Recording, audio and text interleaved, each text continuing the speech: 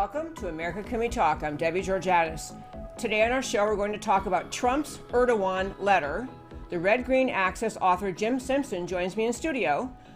Representative Elijah Cummings' legacy and Biden's baffling mendacity. And I'll tell you why these stories matter to you.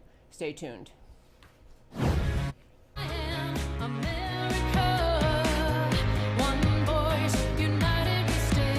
Debbie Georgatos, host of America Can We Talk, is an author, attorney, and political analyst whose mission is to inspire the American political conversation about preserving liberty in the best country on earth. America Can We Talk is sponsored by GC Works, a Dallas-based company performing advanced technology research in the oil and gas industry. Hello and welcome again to America Can We Talk? I'm Debbie Georgatos. President Trump is getting all kinds of criticism over a letter that he sent to President Erdogan of Turkey. And I want to just read the letter to you. It's very short. It was dated October 9th, and we'll just talk about what exactly this letter did and what its purpose was. So on October 9th, addressed to His Excellency, President Erdogan, the Republic of Turkey, here's the exact language President Trump sent in a formal communication. Dear Mr. President, let's work out a good deal! Exclamation point. You don't want to be responsible for slaughtering thousands of people, and I don't want to be responsible for destroying the Turkish economy. Dash. And I will. I've already given you a little sample with respect to Pastor Brunson. New paragraph. I have worked hard to solve some of your problems. Don't let the world down. You can make a great deal. General Mazlum, who is the head of the Kurds, General Mazlum is willing to negotiate with you, and he's willing to make concessions that they never would have made in the past. I am confidentially enclosing a copy of his letter to me just received. History will look upon you favorably if you get this done the right and humane way. It will look upon you forever as the devil if good things don't happen. Don't be a tough guy. Don't be a fool.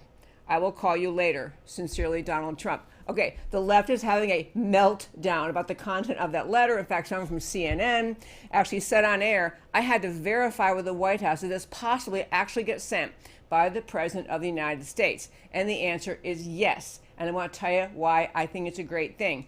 First of all, let's talk briefly about President Erdogan. You know, when people use the word jihadist, you picture some nutcase in a cave someplace, strapping bombs to himself, ready to launch into some public square and kill a bunch of innocent people.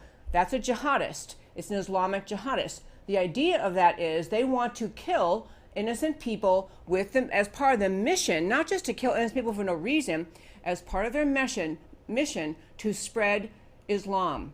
The mission of Islam is to spread Islam throughout the world so the entire world lives under Islam, under the law called Sharia, in a caliphate. That is the stated mission of Islam. So you don't think of someone who runs a country like Turkey as being a jihadist, but actually that's exactly what Erdogan is. He is the president of Turkey. He's also a jihadist. I read the other day on our show several statements he'd made recently. I'm going to read just a couple quick ones. You understand the nature of this guy's thinking. He has expressed his claimed intention to establish a jihad. In fact, this is early January 2018. Ismail Kahraman, the Speaker of Turkey's National Assembly, said, without jihad, there can be no progress.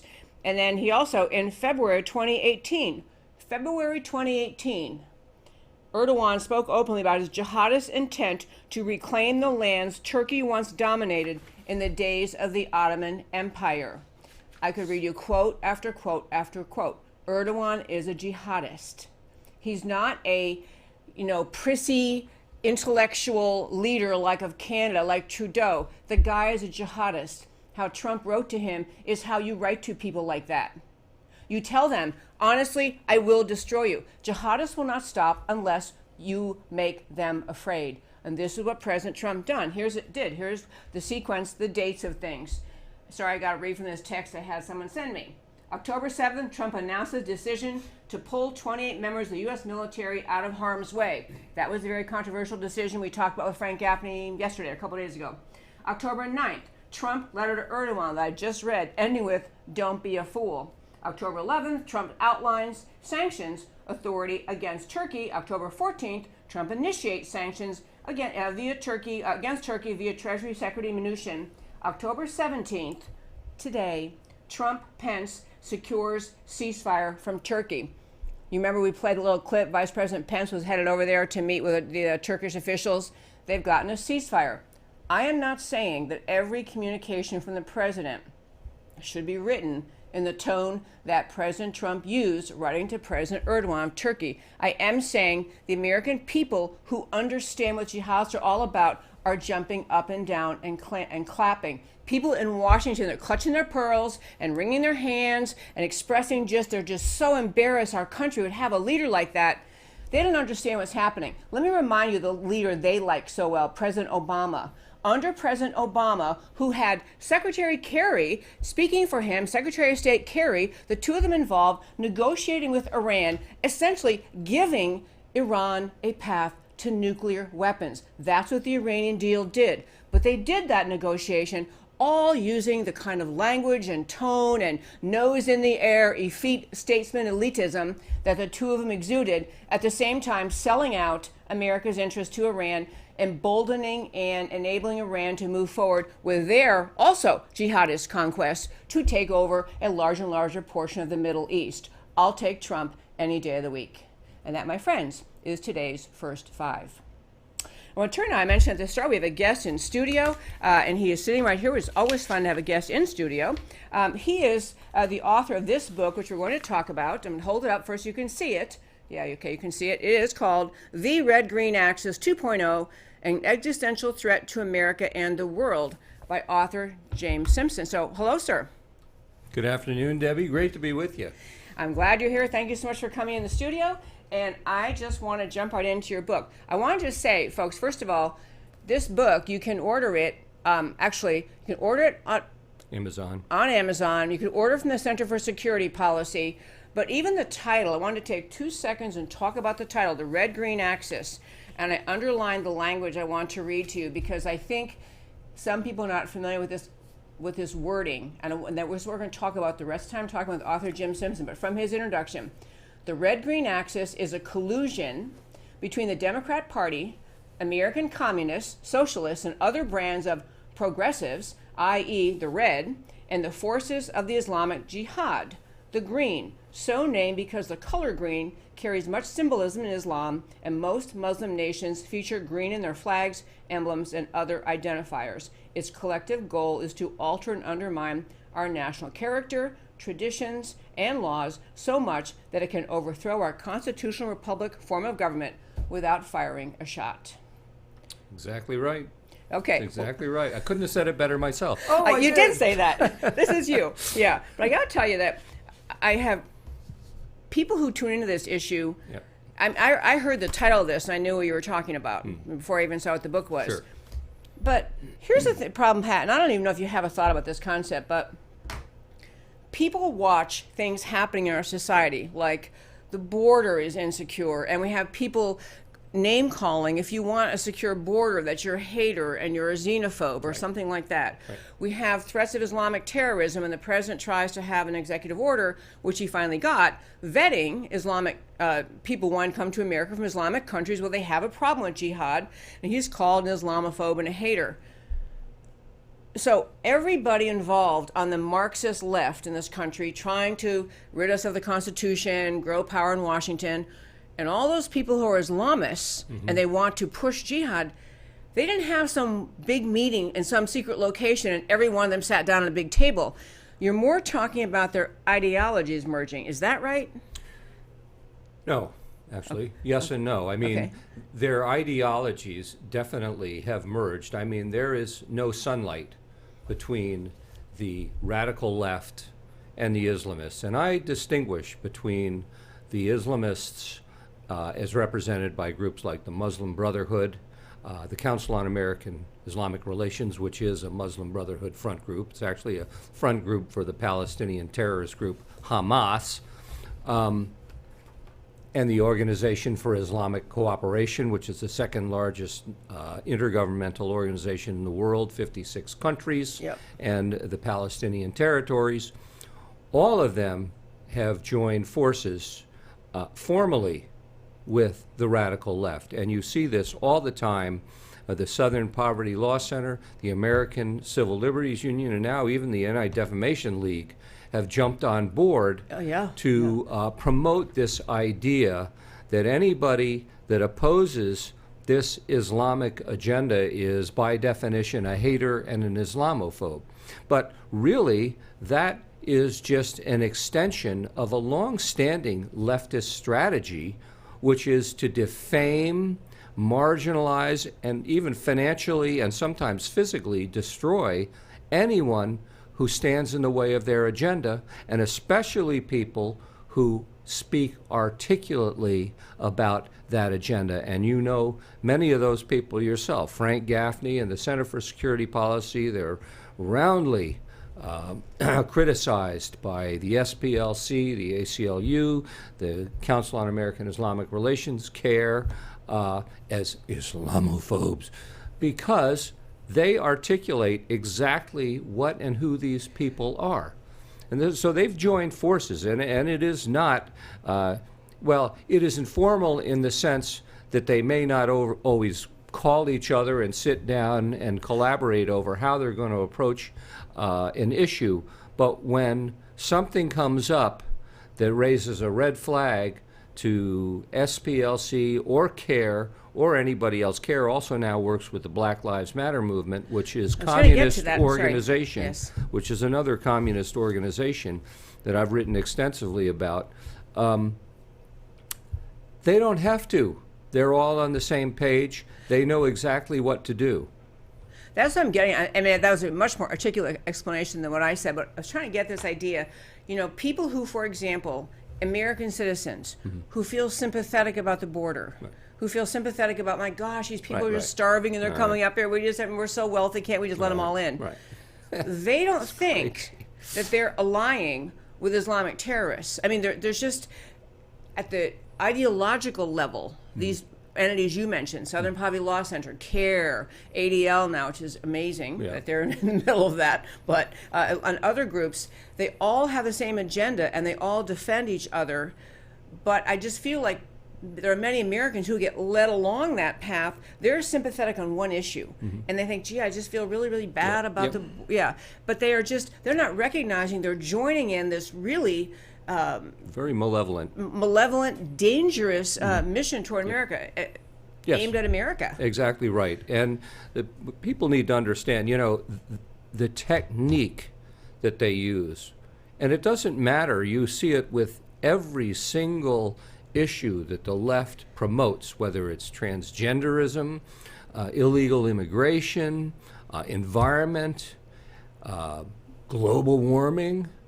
It's all about, if you don't agree with them 100%, you're not compassionate. And of course, you can always find examples of situations that you should be compassionate about. I mean, there are terrible stories from some of the people that come across the border. Of course, that's true. But the overall the agenda will not serve those people any more than it will serve us. And that's what people need to understand. They use the language of compassion because it puts them strategically on higher ground. Moral high ground. Moral high ground. They wrap themselves in the mantle of compassion, and anybody that opposes can automatically, therefore, be defamed as insensitive, a hater, or racist, or bigoted, or xenophobic, or now the latest turn of phrase is Islamophobe. But all these are just created terms that emotionally capture and either inspire us or intimidate us. Those are the goals. And it has nothing to do with the reality. In reality, they're taking over in the background, and what the ideas that they have for us they're so beyond description bad that it would be, you might have a hard time believing it if I articulated it fully for you. I'm going to divide up, leave Islam off to the side for a moment and just talk about the leftist movement in this country. I used to say in the show all the time, the leftist agenda, not the average, Joe in Indiana who votes Democrat because his grandmother did or something, but the leaders of the American left, they do actually intend to ultimately dissolve the concept of the constitutional government. They say it. They have, for example, the Green New Deal. When you think, oh, well, sure, I'm an environmentalist. Who doesn't love clean air and clean water? When you dig into it, you realize it is a complete, and I will use the word communist, takeover of this country. If the Green New Deal, as articulated by the Alexandria Ocasio-Cortezes of the world, and every single Democrat presidential candidate has signed on, if you articulate that and understand what it is a complete destruction of the free market system, complete destruction of our comfort, our way of life. You're going to go to, allegedly, now they won't live on drip, but everybody else will. The discomfort of not having reliable energy, not having your home warm in the winter and cool in the summer. It is, and I think the Green New Deal, and I think the southern border being so just barraged and overwhelmed, I think those two things helped Americans wake up to say, wow, the left really is no longer on the American playing field. They're no longer part of America. Do you agree those two are particularly strong? Yes, and I don't believe they've ever been on the side of America. I don't believe they ever have. But what has happened is that with the election of President Trump and America speaking out with that election, just as in 2010, they're thrown into panic because in 2010, the Tea Parties restored more Republicans to state houses and state legislatures that had been in office since 1928. And that terrified them. So immediately what happened to the Tea Party? It became this party of racists, bigots, throwbacks who missed white America. And so this is just a replay of 2010 because President Trump struck a chord with us and Americans spoke, and they're terrified that America is on the rebound and may destroy their entire agenda that they have spent decades slowly building. And the thing about illegal immigration, well, actually the overall immigration agenda, it is that it's targeted to facilitate their agenda, period. Firstly, and you and I know this, and a lot of people are coming to realize it, but it has to be said repeatedly that their first goal is to get as many non-Americans into this country that don't believe in, understand, or have any attachment to, or want to assimilate with our society, understand our constitutional Republican form of government, who will vote reliably Democrat and deliver to them the permanent, they call it permanent progressive majority they have been seeking for decades. And if they're successful, and they talk about demographics being destiny, this is something they've discussed among themselves, and for them, it's basically a waiting game. If we don't do anything about immigration, they will win by default, simply because of the way those demographics vote and how those demographics are trending, both in terms of legal, illegal immigration, and birth rates. And so that's number one. Number two, by bringing in people from hundreds of different countries that don't share our culture or history, it's basically diluting American culture to the point where it becomes unrecognizable, and then it essentially disappears. And at the same time, they're indoctrinating our children against that American culture, calling it racist, white supremacy, white privilege. All these things are communist terms. These are all invented by the Communist Party, and I can go through the people who invented them. And so it's all part and parcel of the same thing. It's a very widespread, sophisticated divide and conquer strategy, which also is targeting the Muslim population in the United States. Because I believe firmly that most Muslims in the United States would rather just live here and enjoy the prosperity, the freedom, and everything else that we have. But the radical groups, the Muslim Brotherhood groups, especially CARE, want to provoke hatred. And they always talk about anti-Muslim. It's not about anti-Muslim. It's about them. And I can even quote Muslims who have talked about CARE, because, you know, when the Al-Shabaab Somali terrorist group and ISIS were recruiting people Minnesota. in the United States, they focused a lot on Minneapolis, Minnesota. Parents of Somali children who were recruited by Al-Shabaab said that CARE was facilitating that Right. recruitment, and CARE told them to shut up. CARE told them, do not talk to the FBI, and anybody that did was labeled, guess what? An Islamophobe. They were Muslim, but they're Islamophobe. But they were Islamophobes. Well, you know, I love what you just broke down. And you know, one reason I do this show, I do a lot of public speaking, and I'm often talking to people that already agree with us. And so I'm always thinking about, you know, what is it that will be, what little seeds of thought can you plant that help people see, wow, I didn't recognize what was happening. I think the border insecurity, as I said a moment ago, it helped people realize what you just said. The left doesn't want a secure border. They want to flood America with illegal aliens who will then disappear into the heartland, and someday when the Democrats have the House and the Senate and the White House, they will magically all get amnesty, and they think they'll have a permanent Democrat voting base.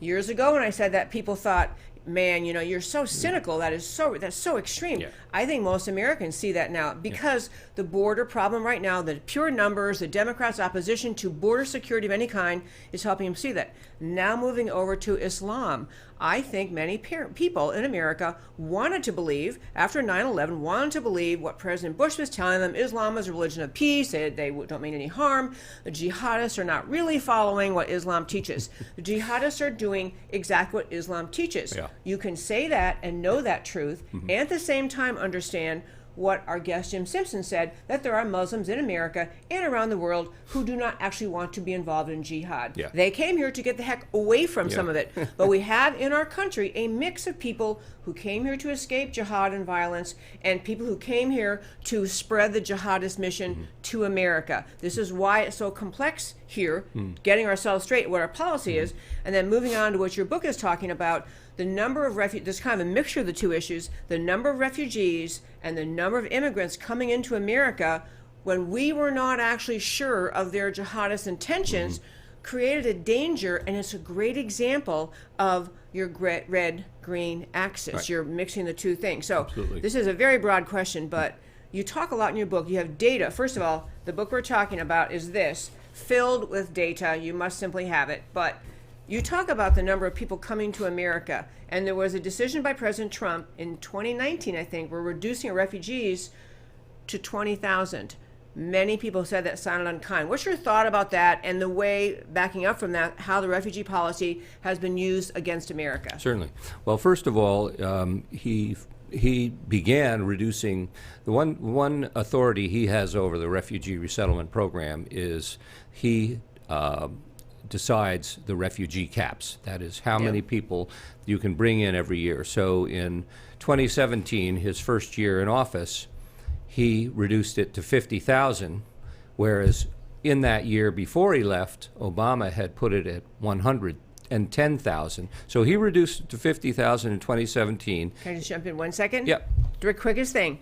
We're not talking about immigration. Immigration is 1 million a year or so legally coming here. We're talking about refugees. But I'd like to say something about that too. Oh, go ahead. But anyway, let me finish this. So, and then in 2018, he reduced it to 45,000. In 2019, he reduced it to 30,000. This is the refugee caps.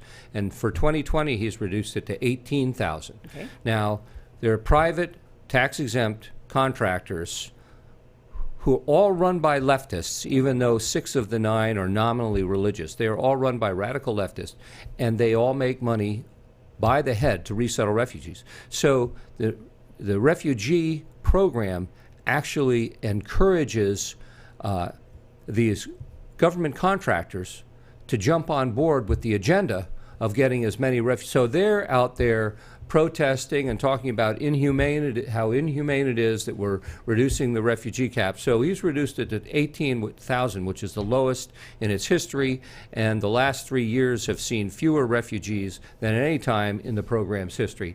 As far as I'm concerned, that's a good thing. But there are many groups that come under the under the authority of the refugee program that are not actually refugees. They have something called special immigrant visas.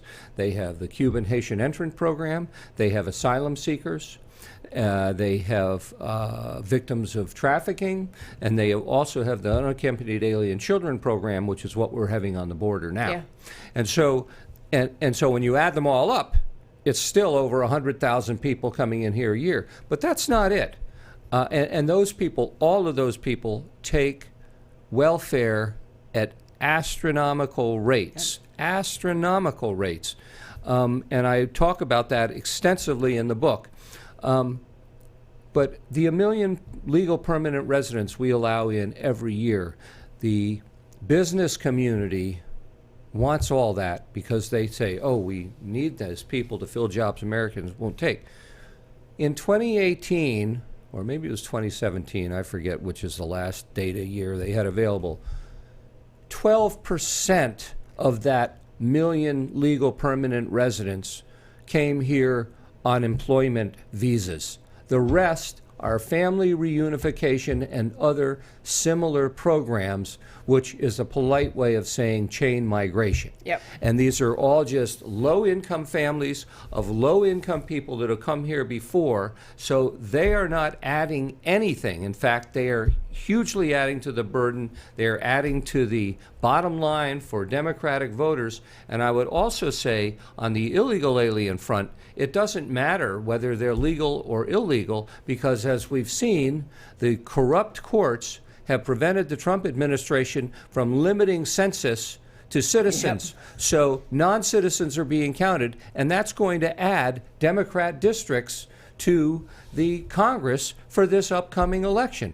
Furthermore, those people, because most of them speak Spanish, go into Hispanic areas and help register Hispanic voters who are legal to vote, but generally vote at very low rates, which once again facilitates the Democratic left's efforts to essentially steal this country. And that's what they're doing with their immigration agenda. Very well said. It's exactly what they're doing. I appreciate that so much. Your book is full of data. I do want to mention one other thing. I saw you at an event where you spoke last night, and my question I was getting at was, I mean, this information, you got to have it, and so you can respond to your friends who doubt that we have a problem. But the kind of things people can do, and we talked last night, for example, about the 1980 Refugee Resettlement Act. Mm-hmm. There is no law that requires us, there's no unchangeable law that requires us to continue to even participate in the refugee program. Much of the refugee decisions facing America are brought to us by the United Nations. They have a role in designating who comes here. So I'm getting at, we could as Americans say, we're going to remove ourselves from this refugee resettlement process, the UN does, still open our borders to those we choose to accept, have a direct process, get out of and then also to get out of the business of assuming that every year we must take a certain number of refugees in. And I think the willingness of Congress to say that, to say we have a problem of bringing people in who don't assimilate, we're losing our culture, the fabric of our country. I actually think that could fly, given where we are right now. But what do you tell people who say, what can I do? Well, that is definitely one thing. I mean, the president has done everything he can within his limited authority to reduce refugee resettlement. A big part of that was his extreme vetting idea, which has substantially reduced helped to substantially reduce and keep below the caps the number of refugees coming in, which was a sound idea because prior to that, there was no vetting. Practically every Muslim Somali living in the United States today, we have no idea if they came here legally or not, because many of them committed fraud on their applications. Yep. And especially the family reunification program had to be shut down under President Obama because they found by doing DNA testing that 80% were not actually family members who said they were family members. And none of them have been sent back, by the way. They've all committed a crime, but they're all still sitting there in Minneapolis or wherever, and nobody has said, you got to go home. And the crazy thing is, a lot of these Somalis now go back to Mogadishu, now go back to Somalia, where supposedly the Refugee Act requires that they be unwilling or afraid to go back to their country of origin due to fear of oppression. But now they're going back there for vacation to visit their relatives. What's more, the Minneapolis City Council had decided that those who live in public housing will only have to pay a very minimal rent in the months that they go back there, because they came back to the United States and complained that their rent was months in arrears and they couldn't afford it.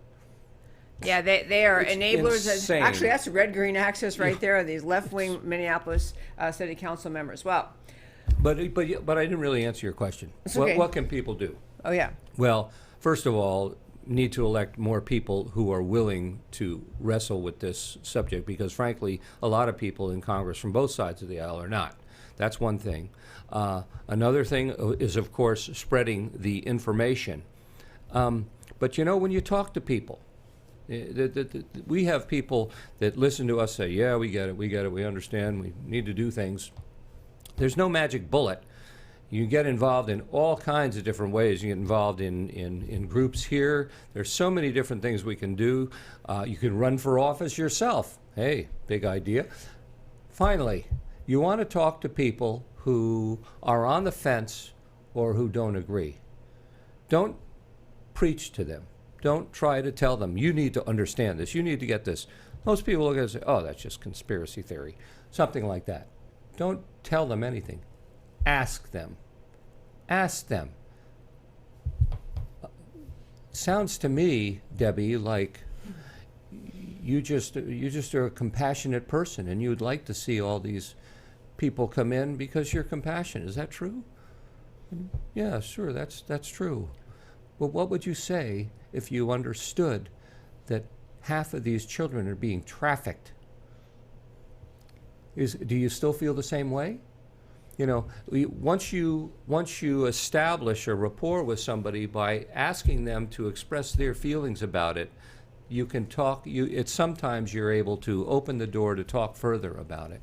It's a good way to handle people who are on the fence or who disagree with you. Don't get angry or argue with them. Just ask them to explain themselves, and ask them in a way that you're sympathetic and willing to listen to.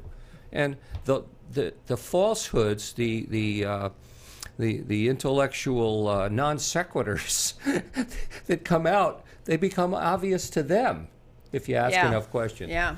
Jim Simpson, what you could do, in addition to what you just said, is share facts from this book. I'm telling you that I think most people think they are informed and they are compassionate, and so they don't want to really stand up, or they want to face the challenges America has.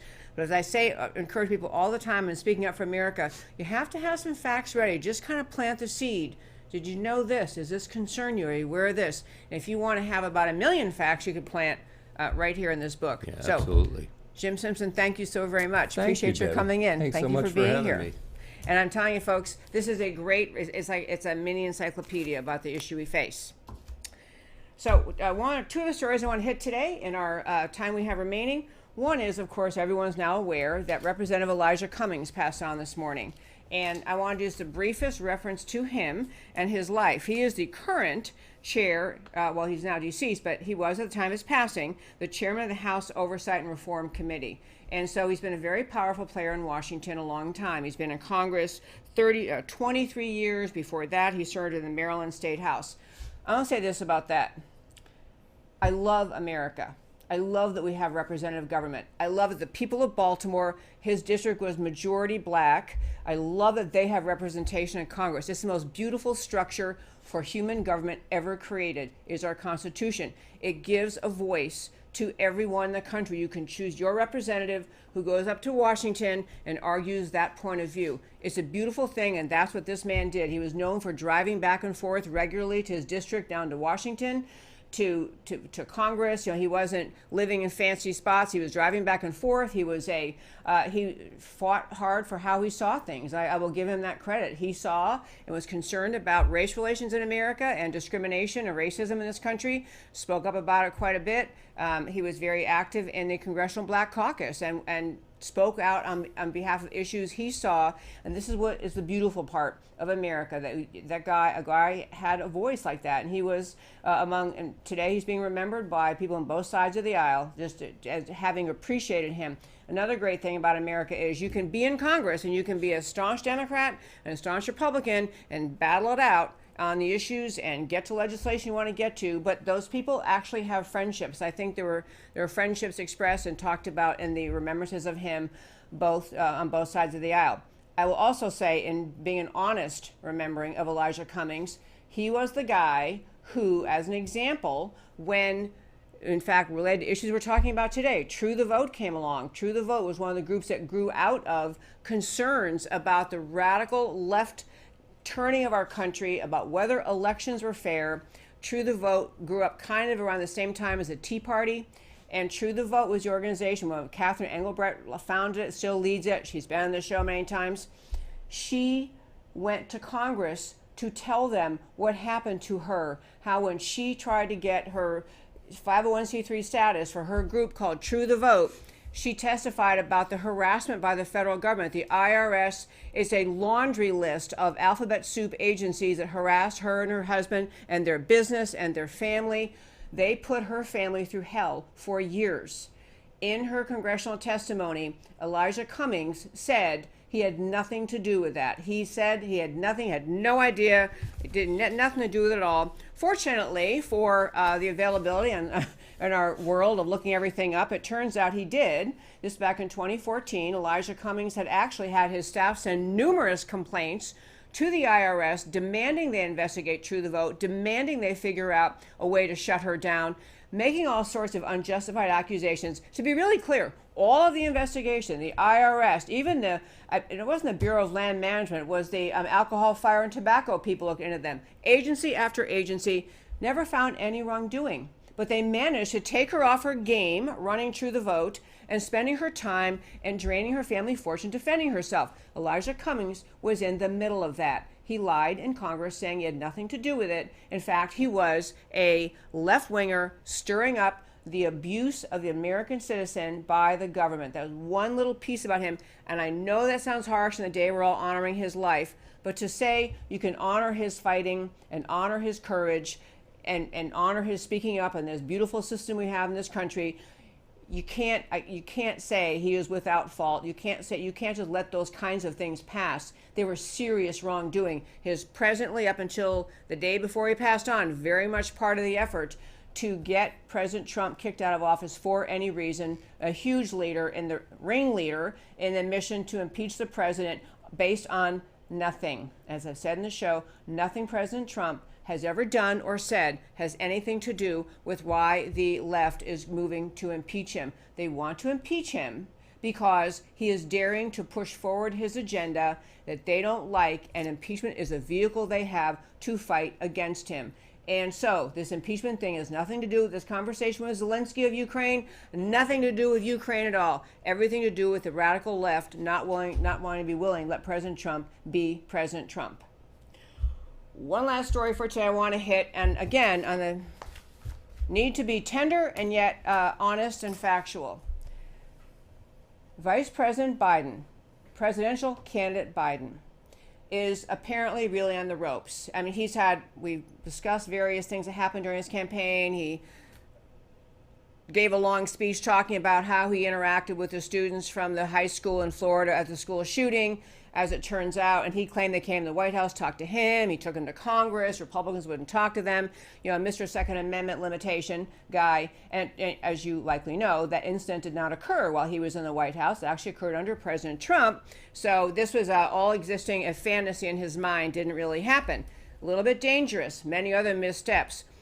But something came to light recently that I think is even more character revealing, and I want to be tender in the way I share it, but it matters to understand the level, the determination, the depth of determination this guy has to engender sympathy, to tell a lie and keep on telling a lie. And this is not about the Ukraine. We've talked about that to death.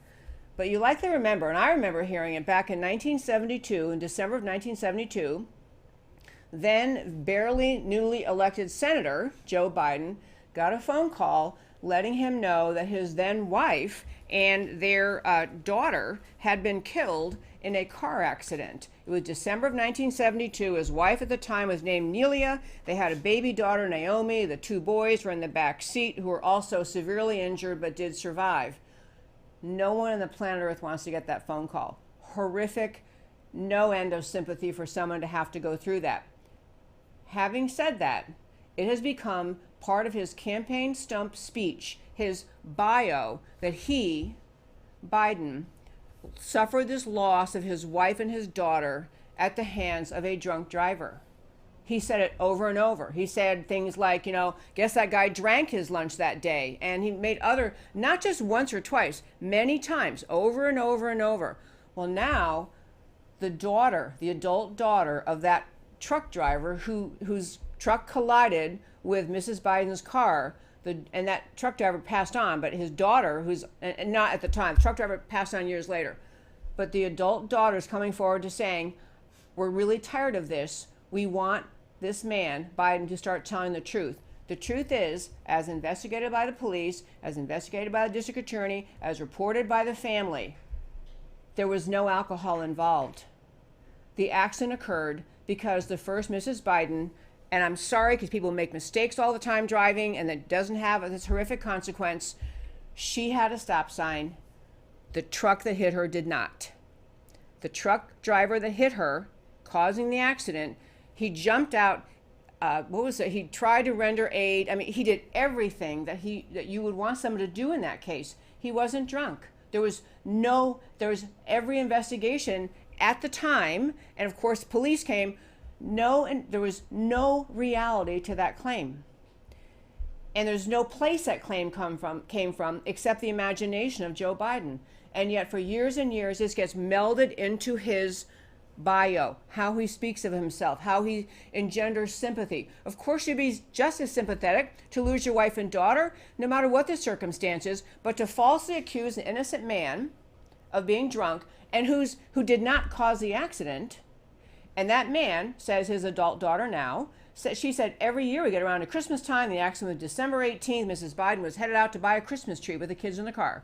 So December 18th, she said every year my dad went into depression that time of year where he didn't even, what's her language, he didn't even like to celebrate Christmas. This is different from getting confused about whether you were in the White House when the Florida shooting happened, which he wasn't. This goes to character. This is a core lie to pad my resume, lie to engender sympathy kind of story. And I'm still sorry for Mrs. Biden having passed on, all the accident having happened. And I don't think this is a reason alone to take Biden out of the race, but it goes to the core of your character to tell a lie of that nature and tell it and tell it and tell it. And actually an article even came out in the Atlantic several years ago. This daughter of the truck driver contacted the Bidens and said, could you please just stop saying that? Please stop saying that. Wouldn't do it. It helped him too much. So my friends, the show always goes by faster than I want it to. I need 3 hours a day, but so far I don't have 3 hours. So right now, we're going to go to the part of the show I love to do at the end of every show and tell you why the stories we talked about today matter to you. On Trump's Erdogan letter, Trump's candidacy and his presidency have put the lie to the ruling class claims to be the elite or the betters of America. Authentic, he is who he is. He's a billionaire American patriot deal maker. He's straightforward. He does what he says he will do. He gets things done, and Americans all over the country love him for it. President Trump's letter to Turkey's Erdogan is a classic example of the pearl-clutching betters of the ruling class aghast at Trump's blunt speak. I'm going to try to remember to use that. I like that blunt speak word. The jihadist Erdogan gets the message, and now he's asking for mediation. Americans can't wait to re-elect President Trump. Representative Elijah Cummings, may he rest in peace, remembering him honestly. On the one hand, he was a partisan Democrat. As an elected representative, he should have, and he did advocate for what he believes got him elected, and how he sees the world. Privately befriending House colleagues on the other side is a great thing.